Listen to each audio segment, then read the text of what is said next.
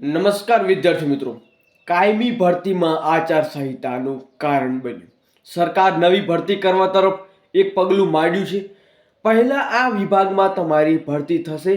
સરકારનો નિર્ણય. શું તમારે પણ કાયમી શિક્ષકની ભરતી જોઈએ છે? તો મિત્રો આ વિડીયો છે પૂરો જુઓ અને આ વિડીયોમાં મહત્વની અપડેટ મળેલી, જેથી વિડીયોને લાઈક ઠોકી તમારા મિત્રો સુધી જરૂરથી શેર કરવાનું પણ ભૂલતા નહીં. અને મિત્રો ટેલિગ્રામ અને વોટ્સઅપ ગ્રુપ બને જોઈન નથી કર્યું તો વિડીયોની ડિસ્કશનની મુલાકાત તમે લઈ શકો છો.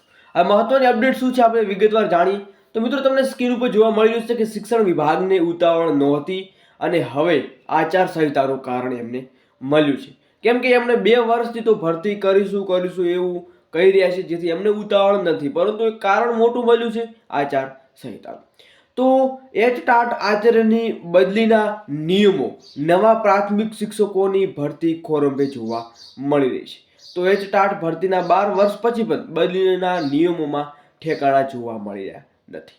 અને મિત્રો વાત કરીએ તો કે અગાઉનું એક બીજી અપડેટ મળી હતી, જેમાં જણાવ્યું કે 2750ની ભરતી આપણે પહેલા કરવાના છીએ, પછી મિત્રો 9 થી 12માં ઉચ્ચતરમાં જે સહાયકોની ભરતી આવે છે એ કરવાના છીએ.